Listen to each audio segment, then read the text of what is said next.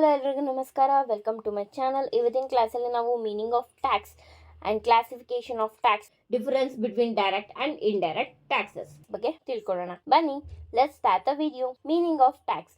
Tax are compulsory payments or contribution made by individual to the government without expecting direct benefits or return. Taxes ಅನ್ನೋದು ಒಂದು compulsory payment ಆಗಿದೆ. ಇಲ್ಲಿ ಪ್ರತಿಯೊಬ್ಬ individual ಗೌರ್ಮೆಂಟ್ಗೆ payment ಅನ್ನೋದನ್ನು ಮಾಡ್ತಾರೆ. But ಪ್ರತಿಯೊಬ್ಬ ಇಂಡಿವಿಜುವಲ್ ಪೇಮೆಂಟ್ ಮಾಡ್ತಾರೆ, ಬಟ್ ಅವ್ರಿಗೆ ಯಾವುದೇ ಥರ ಒಂದು ಬೆನಿಫಿಟ್ಸ್ ಬರುತ್ತೆ ಅಂತ ಆಗಲಿ ಅಥವಾ ಏನೋ ಒಂದು ರಿಟರ್ನ್ಸ್ ಬರುತ್ತೆ ಅಂತ ಆಗಲಿ ಆ ಉದ್ದೇಶದಿಂದ ಇಟ್ಕೊಂಡು ಅವರು ಪೇಮೆಂಟ್ನ ಮಾಡಲ್ಲ. ಸೊ ಅದನ್ನು ಏನಂತ ಕರಿತೀವಿ? ಟ್ಯಾಕ್ಸ್ ಅಂತ ಹೇಳಿ ಕರಿತೀವಿ. Then classification of taxes. Direct taxes, indirect taxes. First one, direct tax. Direct tax are imposed on income and wealth of the individual. These taxes are directly paid by individual to the government. The impact of tax fall on same person. This burden cannot be shifted to other. Example, income tax, wealth tax, corporate tax, etc. Direct tax ಅಂತ ಅಂದರೆ ಇದು ಡೈರೆಕ್ಟಾಗಿ ಏನು ಮಾಡುತ್ತೆ? Impose ಮಾಡುತ್ತೆ government. ಯಾವುದು? ಅವರ income ಮತ್ತು ಅವರ ವೆಲ್ತ್ ಬೇಸಸ್ ಮೇಲೆ, ಪ್ರತಿಯೊಬ್ಬ ಇಂಡಿವಿಜುವಲ್ದು ಇನ್ಕಮ್ ಮತ್ತು ಅವರ ವೆಲ್ತ್ ಬೇಸಸ್ ಮೇಲೆ ಟ್ಯಾಕ್ಸ್ ಅನ್ನೋದನ್ನ ಇಂಪೋಸ್ ಮಾಡ್ತಾರೆ. ದೆನ್ ಈ ಟ್ಯಾಕ್ಸಸ್ಸು ಡೈರೆಕ್ಟ್ ಆಗಿರುತ್ತೆ. ಡೈರೆಕ್ಟಾಗಿ ಏನು ಮಾಡ್ತಾನೆ? ಪ್ರತಿಯೊಬ್ಬ ಇಂಡಿವಿಜುವಲು ಗೌರ್ಮೆಂಟ್ಗೆ ಪೇ ಮಾಡ್ತಾರೆ.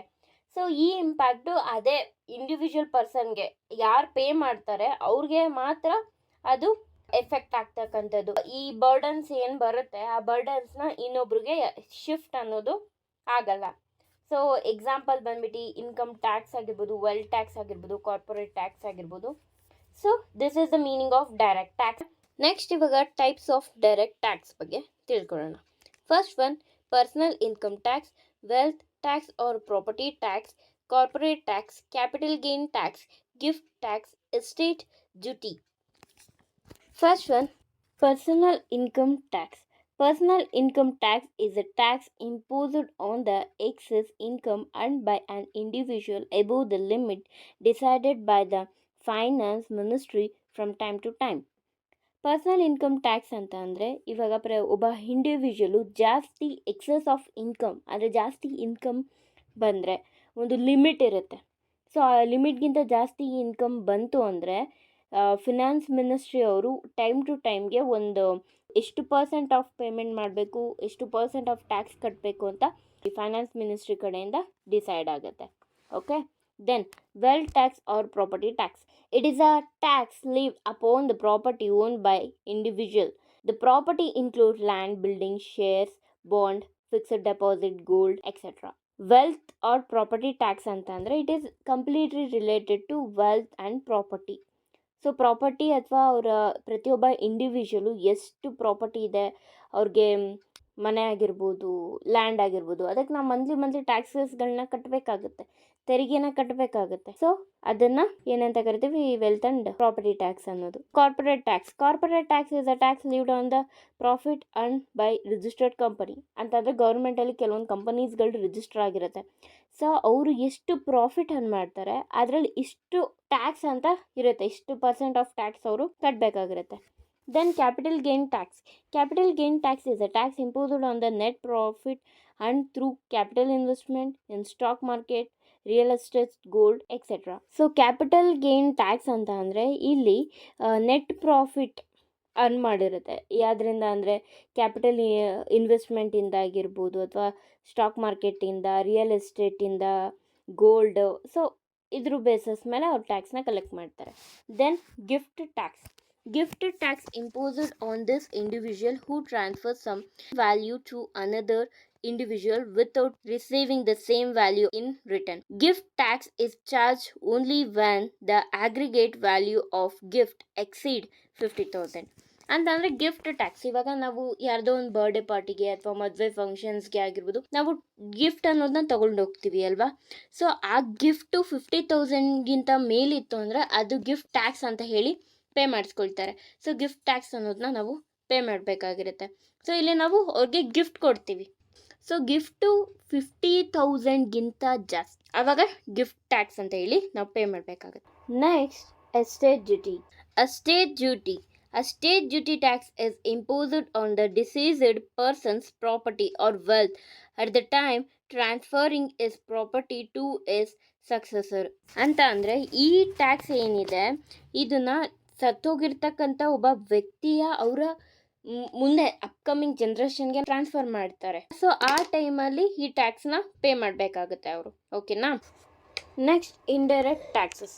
Indirect taxes are the taxes are charged on the goods and services, and indirect tax that can be shifted by taxpayer to someone else. The burden will fall to another person. Indirect tax ಅಂತ ಅಂದರೆ ಇದು goods and services ಮೇಲೆ ನಾವು charge ಮಾಡ್ತೀವಿ. So ಈ indirect tax ಏನಪ್ಪ ಅಂದರೆ ಒಬ್ಬ ಪರ್ಸನ್ನಿಂದ ಇನ್ನೊಬ್ಬ ಪರ್ಸನ್ ಮೇಲೆ ಏನಾಗುತ್ತೆ, ಶಿಫ್ಟ್ ಆಗುತ್ತೆ. ಓಕೆ, ಸೊ ಇನ್ನೊಬ್ಬ ಪರ್ಸನ್ಗೆ ಏನಾಗುತ್ತೆ, ಬರ್ಡನ್ ಆಗುತ್ತೆ. ಫಾರ್ ಎಕ್ಸಾಂಪಲ್, ನಾವು ಒಂದು ಬಿಸ್ಕೆಟ್ ತೊಗೊಳ್ತೀವಿ ಅಂತ ಇಟ್ಕೊಳ್ಳಿ. ನಾವು ಬಿಸ್ಕೆಟ್ ತೊಗೊಳ್ತೀವಿ, ಅದ್ರ ಕಾಸ್ಟ್ ಬಂದುಬಿಟ್ಟು 10 ರೂಪಾಯಿ ಇರುತ್ತೆ. ಸೊ ಟ್ಯಾಕ್ಸ್ ಏನಾಗುತ್ತೆ ಅವರಿಗೆ, ಸೊ ಆ ಕಂಪನಿಯವ್ರಿಗೆ ಟ್ಯಾಕ್ಸ್ ಜಾಸ್ತಿ ಬೀಳುತ್ತೆ. ಸೊ ಆ ಟ್ಯಾಕ್ಸ್ನ ಬರ್ಡನ್ನ ನಮ್ಮ ಮೇಲೆ ಹಾಕ್ತಾರೆ. 10 ರೂಪಾಯಿ ಇರೋ ಬಿಸ್ಕೆಟ್ ಏನಾಗುತ್ತೆ 15 ರೂಪಾಯಿಗೆ ಹೋಗುತ್ತೆ. ಸೊ ಆ ಬರ್ಡನ್ ನಮಗೆ ಅಲ್ವಾ? ಸೊ ಇದು next types of indirect taxes: sales tax, service tax, excess duty, custom duty, octroi, goods and services tax, value added tax, security transaction tax, stamp duty, entertainment tax. Sales tax. A sales tax is a consumption tax imposed by the government on the sale of goods and services. Sales tax ಅಂತ ಅಂದರೆ government ಏನು ಮಾಡುತ್ತೆ, goods and services ಮೇಲೆ ಒಂದು ಟ್ಯಾಕ್ಸಸ್ಗಳನ್ನ ಹಾಕ್ತದೆ. Means ಏನು sale ಮಾಡ್ತಾರೆ, sale of goods and services ಮೇಲೆ ಅದೇನು ಮಾಡುತ್ತೆ, ಟ್ಯಾಕ್ಸ್ನ ಆಗುತ್ತೆ. ಅದು ಸೇಲ್ಸ್ ಟ್ಯಾಕ್ಸ್ ಅಂತ ಹೇಳಿ ಕರಿತೀವಿ. Then service tax is a tax imposed on service provided. The service tax or fall on the customers. Service tax ಅಂತ ಏನಿದೆ, ಇದು ಏನು ಸರ್ವಿಸ್ ಪ್ರೊವೈಡ್ ಮಾಡ್ತಾರೆ ಅದ್ರ ಮೇಲೆ ಟ್ಯಾಕ್ಸಸ್ನ ಹಾಕೋದು. ಸೊ ಈ ಸರ್ವಿಸ್ ಟ್ಯಾಕ್ಸು ಕಸ್ಟಮರ್ಸ್ಗೆ ಬರ್ಡನ್ ಆಗ್ತಕ್ಕಂಥದ್ದು, ಕಸ್ಟಮರ್ಸ್ ಮೇಲೆ ಬೀಳ್ತಕ್ಕಂಥದ್ದು. Then excess tax is a charged on goods which are produced within the territory of the country. The burden will fall on the final consumer. ಅಂದರೆ ಇಲ್ಲಿ ಗೂಡ್ಸ್ ಏನು produce ಮಾಡ್ತಾರೆ ಅಂತ ಒಂದು ಸೇಮ್ ಟೆರಿಟರಿ ಅಲ್ಲಿ ಏನು ಪ್ರೊಡ್ಯೂಸ್ ಮಾಡ್ತಾರೆ, ಮ್ಯಾನುಫ್ಯಾಕ್ಚರ್ ಆಗುತ್ತೆ ಗೂಡ್ಸು. ಸೊ ಅದ್ರ ಮೇಲೆ ಒಂದು ಟ್ಯಾಕ್ಸ್ನ ಹಾಕ್ತಕ್ಕಂಥದ್ದು. ಸೊ ಇದು ಫೈನಲ್ ಕನ್ಸ್ಯೂಮರ್ಗೆ ಬರ್ಡನ್ ಬೀಳ್ತಕ್ಕಂಥದ್ದು. Custom tax is imposed on import and exports of goods. ಅಂತ ಅಂದರೆ ಕಸ್ಟಮ್ ಟ್ಯಾಕ್ಸ್ ಅಂತ ಅಂದರೆ ಇಂಪೋರ್ಟ್ ಮಾಡಬೇಕಾದ್ರೂ ಟ್ಯಾಕ್ಸ್ ಆಗುತ್ತೆ, ಎಕ್ಸ್ಪೋರ್ಟ್ ಮಾಡಬೇಕಾದ್ರೂ ಟ್ಯಾಕ್ಸ್ ಅನ್ನೋದನ್ನ ಬೀಳುತ್ತೆ. Then octroi tax is a tax levied on transfer of goods from one state to another, from one region to another. ಅಂತ ಅಂದರೆ ಇವಾಗ ಈ ಗೂಡ್ಸ್ ಏನಾಗುತ್ತೆ, ಒಂದು ಸ್ಟೇಟಿಂದ ಇನ್ನೊಂದು ಸ್ಟೇಟಿಗೆ ಏನಾಗುತ್ತೆ, ಮೂವ್ ಆಗುತ್ತೆ, ಅಥವಾ ಒಂದು ರೀಜನಿಂದ ಇನ್ನೊಂದು ರೀಜನ್ಗೆ ಟ್ರಾನ್ಸ್ಫರ್ ಆಗುತ್ತೆ. ಸೊ ಆ ಟೈಮಲ್ಲಿ ಆಗ್ತಕ್ಕಂಥ ಟ್ಯಾಕ್ಸ್ ಇದು. Then goods and service tax. It is a consumption based tax imposed on goods and services. ಅಂದರೆ ಗೂಡ್ಸ್ ಆ್ಯಂಡ್ ಸರ್ವೀಸಸ್ ಮೇಲೆ ಟ್ಯಾಕ್ಸ್ ಆಗ್ತಕ್ಕಂಥದ್ದು.